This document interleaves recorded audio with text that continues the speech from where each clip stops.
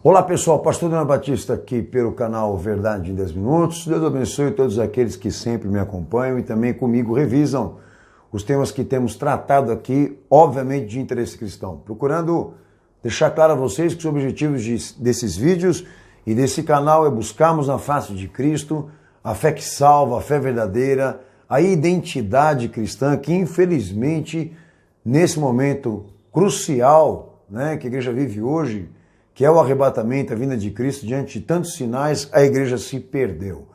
Então, meus objetivos com você sempre será tratarmos todas as indagações, os temas mais diversos que a teologia aborda, com esse propósito de construir dentro de você, amém, a igreja fiel, na sua mente, o pensamento verdadeiro, o pensamento cristão.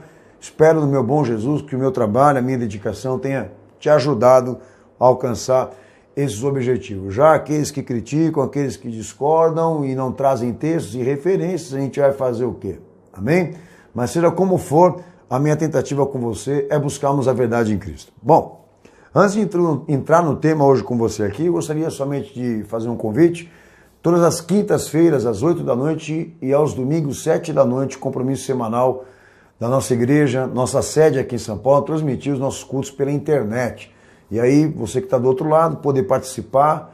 Obviamente, muitos estão distantes desse local, aqui na capital, em São Paulo, Zona Norte, mas podem assistir pela internet e participar conosco ali do que Jesus, na verdade, tem feito com a nossa igreja e gostaríamos muito de compartilhar com você.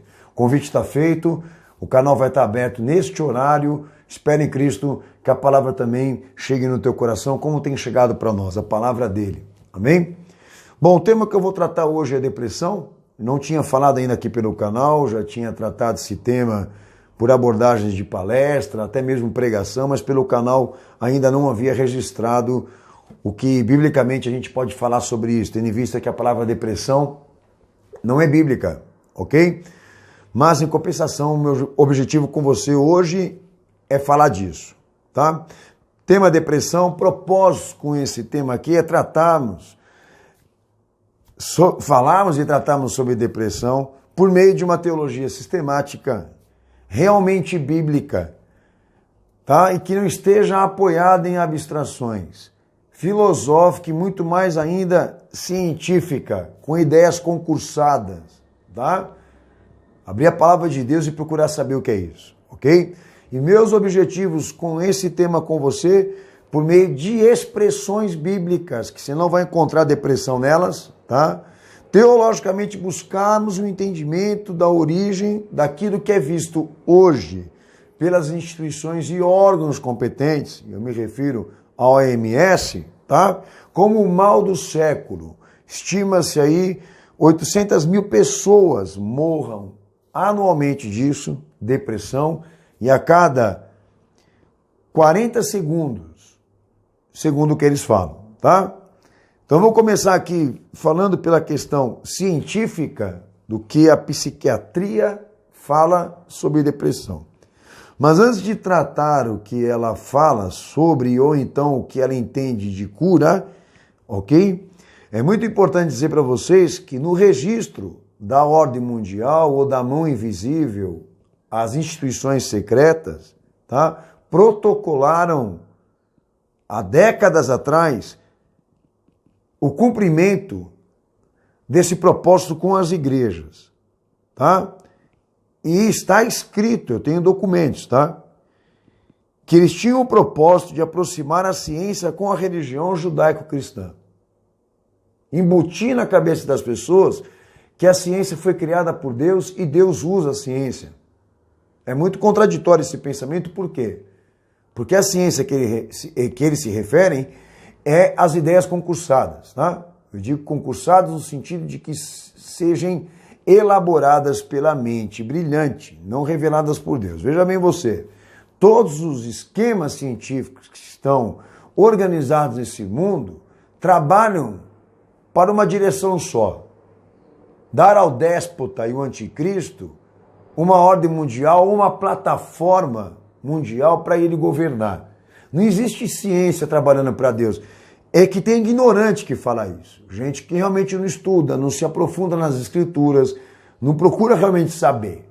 Amém? Até então, as orientações específicas sobre isso, porque qualquer iluminação que venha do homem, né, brilhante, que venha do homem, Paulo considerou animal, diabólica e imprópria. Né? Então nós não temos intelectualidade, nós temos a revelação. E por mais que a gente entenda as coisas bíblicas de maneira racional, o nosso culto é espiritual, certo? Estamos inteiramente dedicados ou então submissos a Cristo e à palavra dele. Então, por causa dessa maldita ideia, infelizmente, tem igrejas utilizando essa metodologia que eu vou descrever aqui com você agora, para amparar pessoas que estão com este problema de depressão. Mas vamos lá. A parte científica da psiquiatria define que a depressão é uma doença, tá? No sentido patológico, que depressão é doença, tá? Isso já difere do que está nos escritos. Segundo, diferencia da tristeza, diz a psiquiatria, porque depressão é um sentimento de mal, de angústia, de sofrimento, que eles entendem, que não tem aparência, que não há como identificar. A pessoa está depressiva sem saber o porquê. É o que eles querem dizer. Então, difere da tristeza. Terceiro ponto que eles falam aqui, diagnóstico. Como trazer um diagnóstico, segundo a ciência, de quem é depressivo? Olhar clínico, por meio de testes e questionários ou questionamentos, eles chegam à conclusão do motivo, da razão ou da natureza daquilo que a pessoa está sofrendo lá. Para vocês verem quanto é limitado. Bom, tratamento medicamentoso. Tá? A pessoa, quando tiver a avaliação e o diagnóstico do que ela está sentindo, qual o final, né, o resultado do tratamento dessa pessoa? Vão drogar ela para que ela se mantenha equilibrada, tá? Vai receber um monte de antidepressivos, vai viver à base de medicamentos, que é a única coisa que, na verdade, eles podem fazer. Ok? Estimativa para que essa pessoa seja curada. Não tem tempo estimado. Pode ser um dia, pode ser um mês, pode ser um ano, eles não dão estimativa. Olha só que interessante, ok? Bom, mas vem agregada a isso, segundo a psiquiatria, ferramentas que eles entendem que são importantes para ajudar pessoas que estão debaixo desse mal. A aproximação da família, notem vocês a semelhança do que eles estão propondo para a terapia daqueles que são pacientes, a semelhança do que igrejas hoje colocam como pauta e tema de pregação. Aproximação da família, autoestima, resolução de conflitos, espiritualidade, resolução econômica, poder de compra, satisfação, estética, intelectualismo, que é o conhecimento geral. São notas referenciais de terapia para aqueles que são pacientes e vão ser tratados por um profissional da área da psiquiatria. Agora, esse método, né, psicoterápico, que eles consideram, que traz, né, as fórmulas, diríamos assim, de abordagem do que o indivíduo precisa para amenizar a sua dor, do que ele necessita, que é pura metafísica isso aqui, né? Igrejas estão utilizando isso. Como que o senhor pode acusar, pastor? Com base no que o senhor acusa? Vejam bem, evangelho traz uma doutrina, traz indicações e implicações para existir resultado de fé ou a ação de Deus em prol do livramento de alguém. Implicações que você tem que cumprir. Eu vou numerar só duas aqui. As mais importantes. Primeira, o indivíduo que a igreja aborda ou acolhe para poder curá-lo de qualquer mal, tá? A primeira coisa que ele tem que assumir é o pecado na vida dele. E que pecado, pastor? Pecado moral? Não. O pecado da descrença, da rejeição com a fé em Cristo. Porque aquele que não crê nele está cortado da graça. Enquanto não crê, está cortado da graça. Isso é uma implicação jurídica, tá, do evangelho que Cristo pregou, ou seja, uma lei que o indivíduo tem que cumprir para viver a dispensação da graça e da misericórdia. Leia a Bíblia, Segundo, tá? Assumir que só há redenção por meio de uma experiência exclusiva e direta com o Cristo que se fez Jesus e se fez história, tá? Então não há tratamento psicoterápico na estrutura ministerial da igreja se fala de redenção, tá? Não há psicologia na nossa religião, há redenção, tá? E o Evangelho considera impróprio, indefinido, qualquer metodologia ministerial de entretenimento, sociabilidade, projeto social e até contextualização material, tá? A metafísica que eu falei aqui, que são abordagens superficiais. Porque o indivíduo que está chegando aqui agora arrebentado pelo pecado, ele só precisa de uma coisa, a redenção de Cristo na vida dele, da fé em Jesus para poder sobreviver a tudo que está sendo atacado agora. Então, a visão ministerial da Igreja Fiel está centralizada no Calvário, senhores. Tá? Por isso que eu tenho orientado vocês de que igrejas hoje, as igrejas multiculturais, as igrejas neomodernistas, as contemporâneas e neocontemporâneas, não sei como é que você quer chamar isso daí, essas igrejas são centros de reestruturação psiquiátrica, psicológica. São profissionais, não são pregadores. Eles estão usando a Bíblia como manual de autoajuda. E é muito claro isso, é muito evidente nas pregações. Você percebe que eles utilizam até de orientações gestoras, eles vão moldando o indivíduo na importância de que ele seja bonito, de que ele seja competente, de que ele tenha condições financeiras, de que ele tenha condições econômicas, de que ele tenha uma família estruturada e não importa se é com 3, 4, 5 mulheres que ele já casou, não há uma conduta moral, não há um princípio moral, só há o quê? Uma reconstrução, né? Ou uma construção de coisas que o homem acha que é importante para ele, mas que não foram orientadas, embasadas, fundamentadas na orientação de Cristo. Está mais para areia do que para roça, entendeu? Mais pela intuição, pelo concurso, ideias inatas do que a rocha, fundamento, princípios elementares da salvação.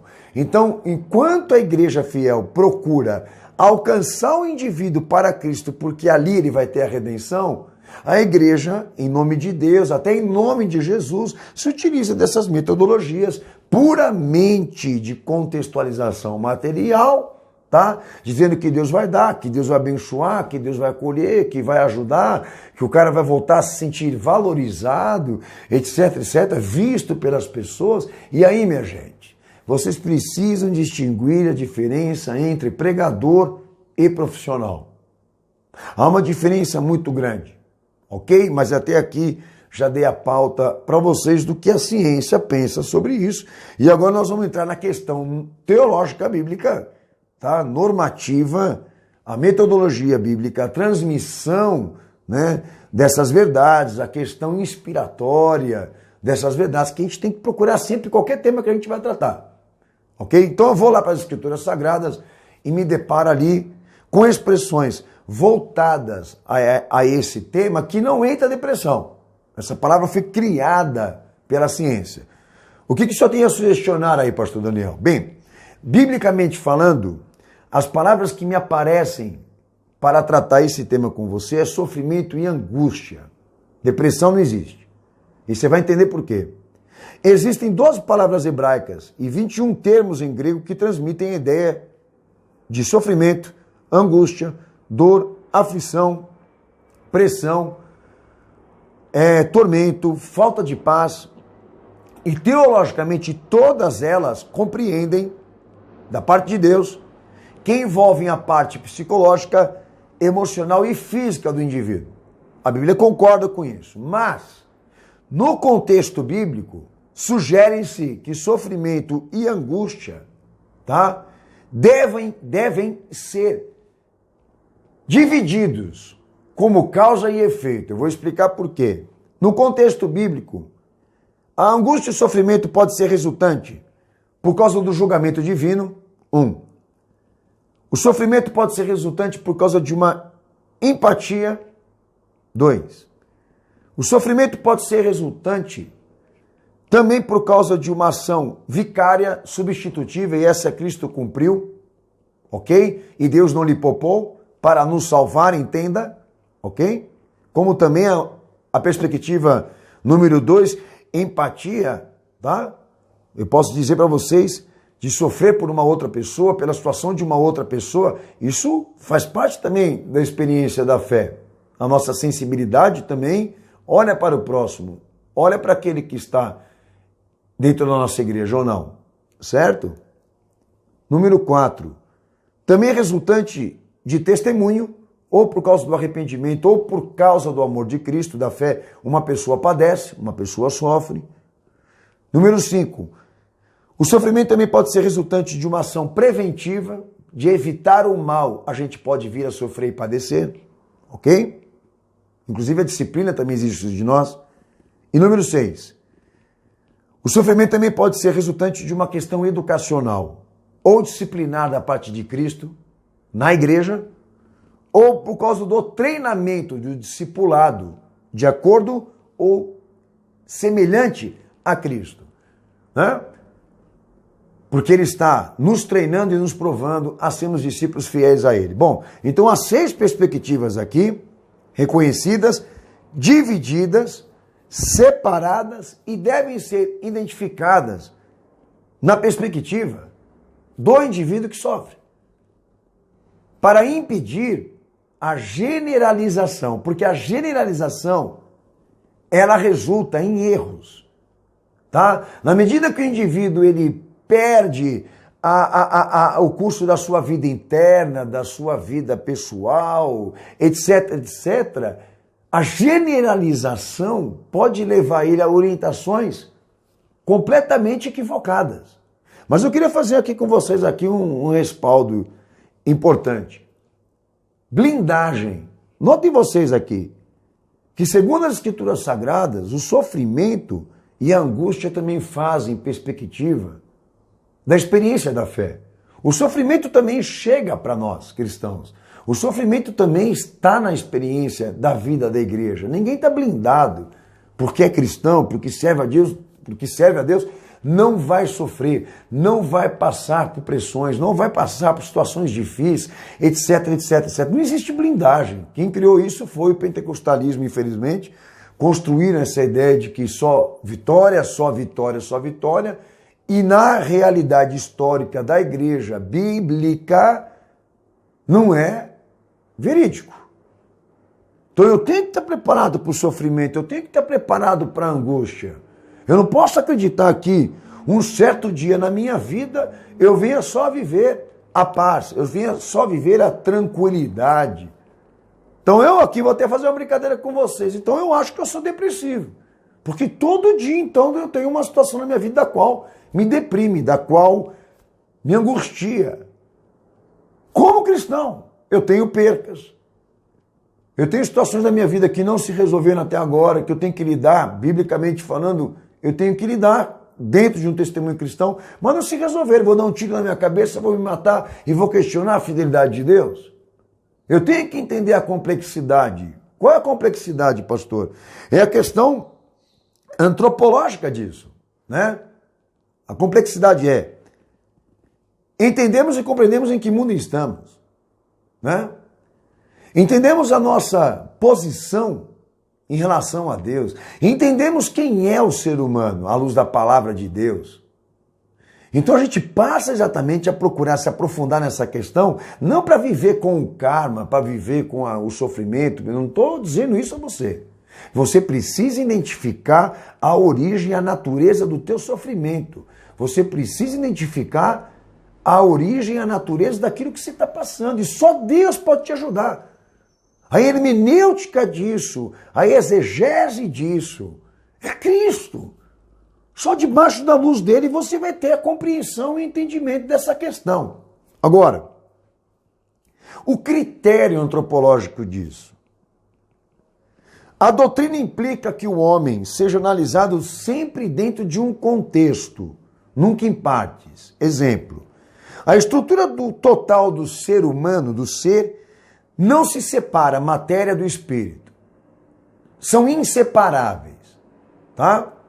Exemplo, a luz nos teus olhos reflete sobre o seu corpo. Se os teus olhos tiverem luz, todo o teu corpo jamais estará em trevas, disse o nosso Senhor. Ou seja, iluminação, conhecimento, direção, disciplina, orientação. Todo o teu corpo será bem conduzido se você tiver a luz de Cristo no teu pensamento. Exemplo, eu não posso dizer que você está sofrendo, infeliz porque você não é bonito. Eu não posso dizer que você está sofrendo e infeliz porque você não tem dinheiro. Porque pode ser. Como pode não ser? Pode ser por uma outra razão. O fato de você estar separado da graça e da fé. Talvez uma situação bem pior daquela que você imagina. Mas que você não está conseguindo identificar. Nunca, quando você for procurar identificar a razão do seu sofrimento, nunca separe alma e espírito do seu corpo, porque tudo tem uma relação. Outro ponto importante que eu quero destacar com vocês como critério de análise, identificando o meu sofrimento, a minha dor, o meu padecimento, a razão pela qual eu estou padecendo, se devo procurar me renovar porque é uma causa legítima, ou se devo procurar me consertar porque Deus está me disciplinando. Seja como for, não vai ser por pulsos racionais que eu vou entender a tua situação. Só Jesus pode identificar o porquê disso que você está passando agora. Outro detalhe, a sua posição com Deus. O momento é entender isso, desde a concepção até o momento, desde o momento que você foi concebido, toda a sua história até o momento, o que Deus enxerga em você. Porque você não pode ser tratado como uma entidade individual, autocontida, né, autoexistente, alguém que foi dado a competência com esforços próprios mudar tudo isso. A orientação é outra. Convida Jesus para entrar nessa situação e compartilha com ele dessa desgraça e vamos entender e compreender o que está acontecendo isso daí, porque o que está acontecendo de verdade com você, porque você não pode tratar essa situação com ótica própria, com razão própria, com força própria. Porque Deus pode estar querendo te avisar com essa dor alguma coisa que você não está querendo enxergar. Então não se separe da fé e nem da revelação. Entra para a luz e vamos tratar isso, porque você não é uma entidade individual. Você não existe por conta própria. Ele te proporcionou vida e a vida que ele te proporcionou só cabe a ele julgar até onde ela vai durar. Até onde você vai durar, até onde nós vamos durar. Então Deus mantém a soberania disso tudo e nós temos que ser humildes o suficiente para entender e compreender o quanto precisamos dele, o quanto precisamos de suas orientações. Outro ponto importante, que tem que ser levado como critério antropológico, né? A relação do homem e do mundo que Deus criou. O contexto histórico, o contexto social, a questão doutrinária disso, que mundo estamos? É um mundo bom? É um mundo legal? É um mundo onde as pessoas são pessoas maravilhosas? Não, é um mundo de complexidades. Então a antropologia, ela tem uma carência. E a carência dela só pode ser nutrida pela revelação de Deus. A Bíblia Sagrada é o único livro que domina a história do homem, do início ao fim. E se nós queremos entender quem é o homem, a posição dele diante de Deus e o mundo em que estamos, isso vai ser perfeito. Você vai chegar na conclusão que vai ter sofrimento e angústia para aquele que é da fé e vai ter sofrimento e angústia para aquele que também não é. Mas o que mais importa para nós é a superação, não é? Mas aonde o evangelho, na verdade, ele se foca mais para mim, para você, em nos avisar, a superação que você procura só está em Cristo e na redenção dele com a sua fé. Não há terapia para aqueles que estão agora querendo se tratar do mal. Não há terapia, há redenção. A redenção. Não há um mundo melhor. Na perspectiva do evangelho não se constrói um mundo melhor, mas se constrói igreja fiel num mundo desgraçado como estamos aqui agora. E a forma do fiel, do cristão, do crente, daquele que serve a Deus, superar as complexidades do mundo que está, e até do ser humano em que ele divide esse mundo, é procurando ser melhor do que ele. É procurando o caminho da retidão e da santidade com Deus, é procurando o caminho do conserto, da graça, da misericórdia. Ao invés de se sujar como eles e fazer com o mundo o que eles estão fazendo. Obter graça do alto. Favor de Deus não é uma coisa espontânea, não é uma coisa natural. Implica submissão, obediência. Implica de todos nós avaliação e reflexão. Então há uma antropologia para se dar um diagnóstico, entende?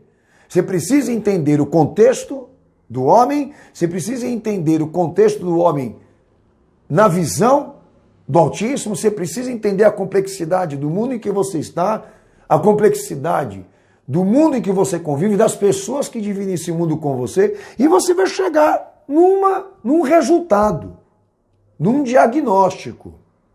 Exemplo, se eu tiver que dar um diagnóstico teológico para uma pessoa que não é da fé, uma pessoa natural, é assim como a gente chama, que não é de Cristo, ela não tem o pacto com a cruz e com o sangue de Jesus, com a fé, certo?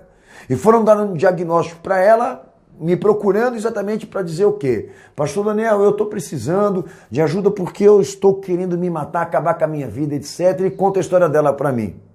Qual vai ser a minha análise com essa pessoa? Primeiro procurar a história dela, a situação dela, a vida dela, quem é ela, certo? Cheguei à conclusão de que é uma pessoa natural, normal, uma pessoa comum, está longe da fé. Eu vou trazer ela ao conhecimento, que é inevitável isso, tá? Vou trazer ela para a perspectiva do padrão da vida dela diante de Deus. E a conscientização é que toda a ordem adâmica, desde Adão, tudo que nasce de uma mulher é culpado e está em extrema condição de impotência, de condenação. Carece e necessita de Cristo e da fé. Porque na condição natural já está condenado, ou seja, está privado de qualquer ajuda ou livramento da parte de Deus. Isso é uma perspectiva, tá, bíblica e contextual. Segundo, a alteração de Deus com o homem desde o momento que Adão caiu, desde o momento que Adão pecou. O comportamento de Deus reprovar e destituir o homem da sua presença impera hereditariedade. As consequências foi para toda a raça humana, porque todos têm a mesma solidariedade com o mal. As repercussões com o mundo criado. Vejam só, o fracasso, a alienação, o vazio, a rebelião, a enfermidade, a corrupção, a poluição, a morte, fazem parte da experiência da vida, do mundo, porque desde que o pecado entrou aqui, o homem se desgraçou e reina e impera a morte e a condenação aqui nesse mundo. E o que fica como feedback disso? Como diagnóstico disso? Que a única forma que essa pessoa tem de quebrar com Deus essa privação, receber dele ajuda, receber dele redenção, é assumindo o seu pecado e assumindo a redenção que está em Cristo. Ela vai ter que buscar essa fé que talvez você já tenha, eu já tenho, mas eu não posso resgatá-la com outro recurso a não ser fé. Eu não posso resgatá-la com outro recurso a não ser o Evangelho. Eu não posso trazer essa pessoa para uma cura, para uma libertação, para uma ajuda, tratando ela separado de Cristo e do Evangelho, que implica fé, que implica união. João 15, João 10, você vai levantando os textos aí, tá? Que eu já vou dar no final aqui minhas referências. Então entendam, senhores, a questão aqui é essa. Deram um nome para o mal, depressão, tratam isso de maneira patológica e como doença, e alguns pastores até já inventaram outros nomes em relação a esse tipo de situação que é a depressão, e as escrituras sagradas orientando de outra forma, deixando claro para nós que a única superação a única forma de superação está em Cristo, e é inevitável o sofrimento e a aflição tanto para aquele que é da fé, como para aquele que está separado de Cristo. Independentemente de um e de outro, todos nós seremos alvo disso. Todos sempre devemos estar prontos em Cristo a ter que enfrentar as complexidades, os desafios, as pancadas que o mundo dá.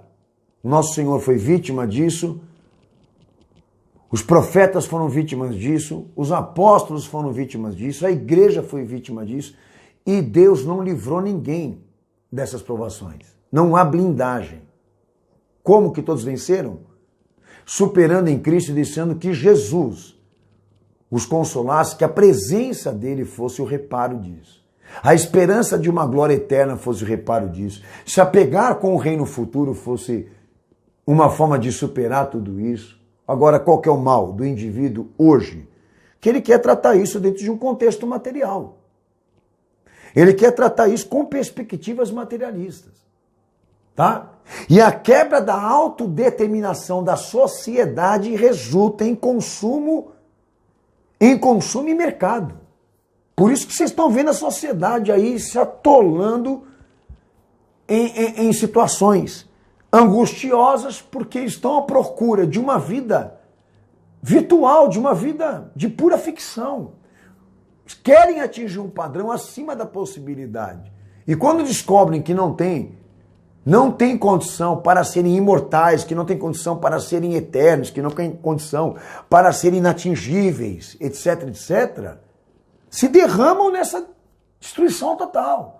Por isso que o meu Senhor diz que todos aqueles que constroem uma perspectiva de vida solidificada na intuição, no pensamento e na perspectiva mundana, quando esses fatores materialistas forem abalados e caírem, e a vida dele consiste só naquilo ali, no corpo, na beleza, no dinheiro, na inteligência, etc., a vida dele acaba com isso também. Mas o crente não. Pode vir qualquer coisa, qualquer fator neste mundo, lembra? Porque aquele que ouve a palavra dele e edifica a sua casa na rocha, né?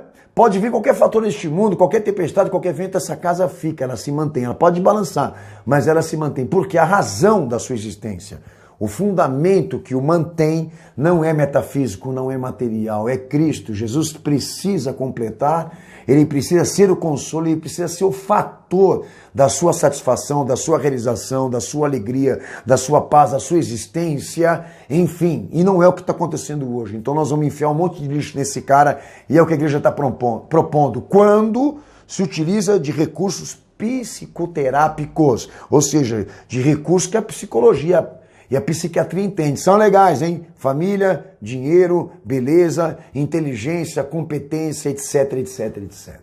É dar um tiro no pé. Identifique a natureza do seu sofrimento. Se você estiver padecendo por causa da fé, anime-se, irmão. Porque Jesus está voltando e a tua recompensa já está guardada. Se você estiver padecendo por causa da disciplina, por causa da exortação, se conserta do teu pecado, porque Jesus tem a cura para a tua vida e a renovação. Se você estiver sendo julgado por Deus porque não crê em Jesus, porque está separado da fé, porque é incrédulo, porque nega o Calvário, se arrependa do teu pecado e aceita Jesus, porque o teu mal é a ausência da fé nele. Enfim, tudo tem uma direção. Só precisa do que? Humildade suficiente para identificar e não cair na generalização. Amém?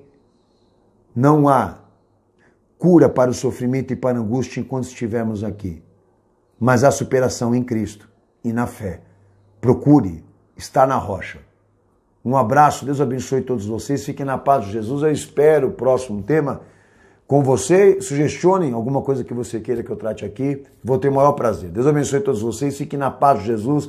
Maranata. Jesus está voltando. E lembre aí, você que está aí no vídeo, lembra, pastor Daniel, então o senhor também é depressivo, todos nós somos. Amém? Mas ele nos sustenta.